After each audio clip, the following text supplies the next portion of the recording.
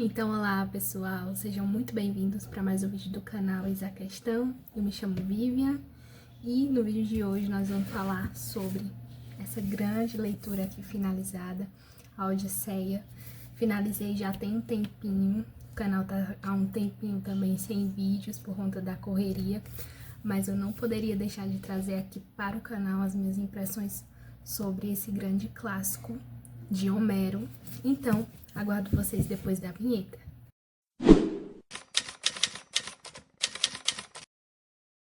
E nós começamos a leitura da Odisseia nos inteirando como é que tá ali a situação, né? A narrativa da Odisseia, ela não é uma narrativa tão linear. Então a gente percebe que primeiro você começa entendendo uma parte que é lá na frente, e aí você volta para o passado, e aí depois aquela história vai ser dada continuidade, e aí você entende um ponto mais do passado ainda.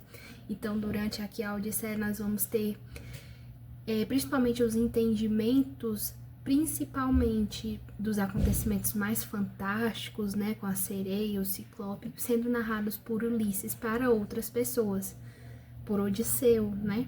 Então, a gente percebe que ela tem essa narrativa que não é linear. A gente começa entendendo como que tá a situação, né? Então, acabou a Guerra de Troia, os heróis retornaram para casa. Durante a história, a gente vai ver a história de Agamemnon, que Agamemnon retorna para casa, mas acaba sendo morto pela própria esposa e pelo amante da esposa. E nós vemos ali o retorno dos outros heróis, como Menelau, que retorna com Helena. Então, a gente tem aí a volta de Odisseu, que vai demorar aí cerca de 10 anos. Então, a Guerra de Troia, ela demora 10 anos e Odisseu, ele demora 10 anos para retornar para sua casa. Existe um determinado momento em que todos os heróis que haviam sobrevivido na Guerra de Troia chegam ao seu reino, chegam à sua casa. E Odisseu, nada de retornar. Então, a gente verifica ali a luta de Penélope, que é a esposa de Odisseu, para resistir aos seus cortejadores, aos seus pretendentes, que querem que ela aceite se casar com um deles e querem ser maridos dela e, portanto, também governar Ítaca, né? Serem também reis no lugar de Odisseu. E a gente vê aí Penélope se mantendo virtuosa, se mantendo casta e aguardando o retorno do seu marido.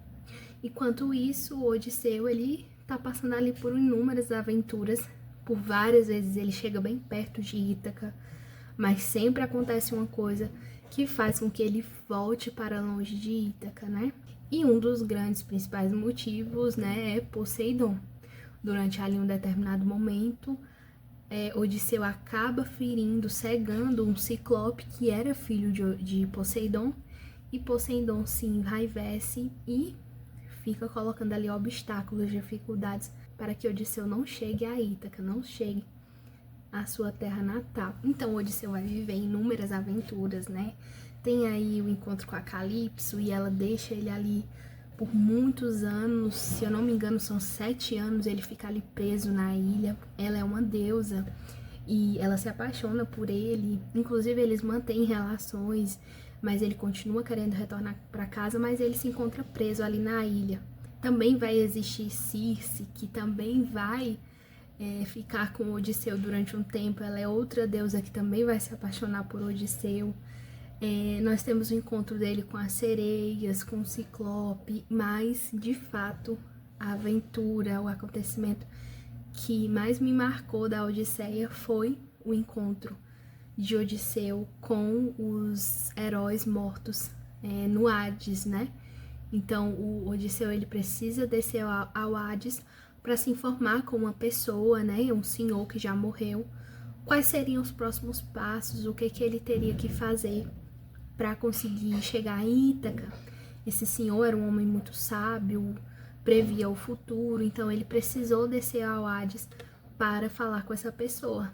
E nesse meio tempo ele acaba se encontrando com Agamemnon, ele se encontra com Aquiles no Hades, e é muito interessante a conversa entre eles. Realmente, assim, eu acredito que até antecipa um pouco a questão da Divina Comédia. Ainda não li, mas eu acredito que Dante deve ter se baseado bastante aqui nessa descida ao Hades de Odisseu para fazer a viagem dele, né, pelos 3 reinos. Como eu disse para vocês, grande parte desses acontecimentos, principalmente os acontecimentos mais fantásticos, ele tendo relações com deusas, ele se encontrando com sereias, ciclopes, tudo isso é relatado por Ulisses, principalmente para os feácios, né? Os feácios, eles acabam transportando Odisseu realmente para Ítaca, deixando Odisseu em Ítaca. Mas durante o meio tempo em que ele está no aguardo, ele acaba relatando a pedidos, né, o que ele passou até ali, quem era ele, o que ele passou até ali. Então ele acaba contando essas histórias fantásticas. É até interessante porque aqui no final do livro, aqui da editora 34, a gente observa que tem um texto em que o autor, ele coloca em dúvida, né? Olha, será se esses acontecimentos são verdadeiros? Ou Odisseu, ele apenas inventou tudo, né? Porque a gente vai ver que Odisseu, ele era muito astucioso. Então, durante vários momentos do livro, da história, ele se passa por outra pessoa. Ele conta histórias inventadas. Então, será se esses acontecimentos fantásticos que ele relatou, que ele passou, realmente eram verdadeiros? Isso foi um ponto que chama bastante atenção. E, enfim, Odisseu consegue retornar a Ítaca. Lá ele se encontra com os pretendentes e ele consegue a ajuda de Atena, né? Inclusive na Odisseia a gente tem bastante a interferência de Atena ajudando Odisseu a retornar para Ítaca. Eu achei que na Odisseia a gente tem até mais interferência dos deuses do que na Ilíada. Então, Atena, ela transforma a aparência de Odisseu para que ele se parecesse com um velho mendigo. E ali ele vai pondo à prova as pessoas, né? Ele vai vendo quem se manteve fiel a ele, quem não se manteve fiel, para no final ele saber quem é que vai morrer e quem é que não vai morrer. Até que em um determinado momento ele enfrenta os pretendentes, mata todos, mata as servas que não ficaram fiéis a ele.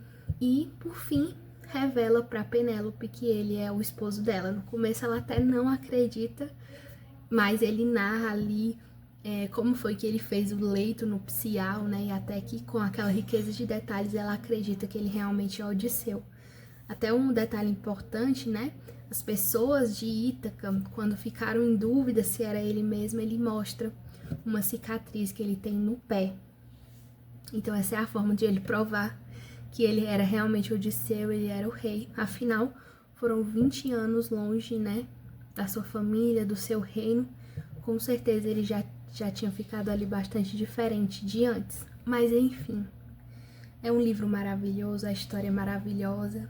E a grande pergunta, qual é o melhor, né, a Ilíada ou a Odisseia? Amei os dois. Realmente, assim, são histórias que você pode reler por toda a sua vida, com certeza. Eu vou reler muito, muito a Ilíada, vou reler a Odisseia, mas a Ilíada, ela realmente, assim, me conquistou bem mais do que a Odisseia. A Ilíada, eu tenho um vídeo aqui no canal, vocês podem assistir para vocês entenderem mais o porquê que eu gostei tanto da Ilíada, né? Mas a Odisseia, apesar de eu ter gostado muito também, mas em determinados momentos eu achei um pouco cansativo, mais repetitivo, né? Mas também é uma história, assim, interessantíssima, que prende a sua atenção. Então, assim, recomendo para todos que leiam a Ilíada e leiam também a Odisseia. Eu até vou deixar aqui um link na descrição para que vocês possam pegar mais informações mais detalhadas de quem realmente entende, né, mais do assunto. Então é isso, eu espero que vocês tenham gostado. Até o próximo vídeo e tchau, tchau!